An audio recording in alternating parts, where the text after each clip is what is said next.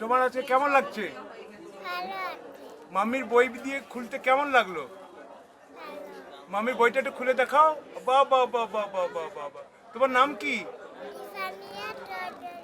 Wow.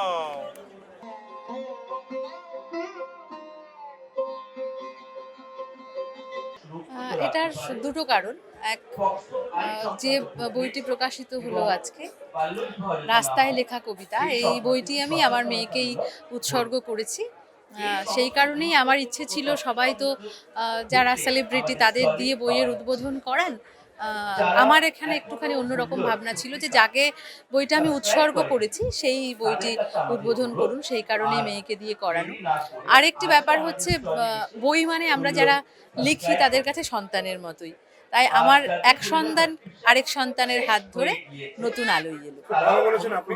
আপনার বইটা এবার কিসের নিয়ে? কারণ আপনার তো এর আগেও অনেক বই প্রকাশিত হয়েছিল, তো এবারের বইটি কিসের উপর বেস করে? এটি কবিতার সংকলন।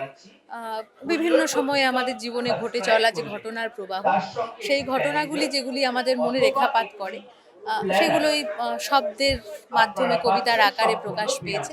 সেই কবিতারই সংকলন এই রাস্তায় লেখা কবিতা। আপনার শুভ নাম যদি আমাদের দর্শকদেরকে একটু জানান। আমি নাসরিন নাজমা। আমার বই পাওয়া যাচ্ছে এই কুলিশ প্রকাশনের স্টলে। আমি যারা পাঠক তাদের বলবো, আমরা যারা নতুন লিখছি, আমরা কবিতা লিখছি, এর আগে আমার বই প্রকাশিত হয়েছে, সেটি গদ্যের সংকলন, এবং অনেকেই জানেন আমার এই বইটি 2022-এ সাহিত্য একাডেমি যুবর জন্য নমিনেটেড হয়েছিল।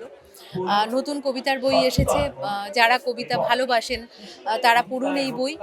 যদি আপনাদের এই কবিতা পড়ে ভালো মনে হয় আপনাদের মতামত জানাবেন, যদি কোথাও ভুল মনে হয় সেটিও যদি অবশ্যই জানান, তাহলে আমাদের আরো ভালো লিখতে সুবিধে হবে। পাঠকরা এই স্টল মানে এই স্টল নাম্বারটা কত, আর কোন কোন কত নম্বর স্টলে পাওয়া যেতে পারে?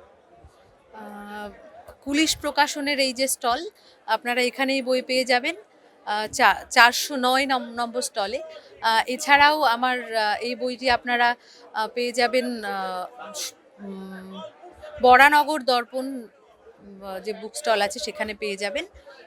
আমি আমার ফেসবুক প্রোফাইলে সমস্ত আপডেট দিয়ে দেব, আপনারা যারা আমার সাথে ফেসবুকে আছেন তারা সেখান থেকে সমস্ত আপডেট পেয়ে যাবেন। ধন্যবাদ।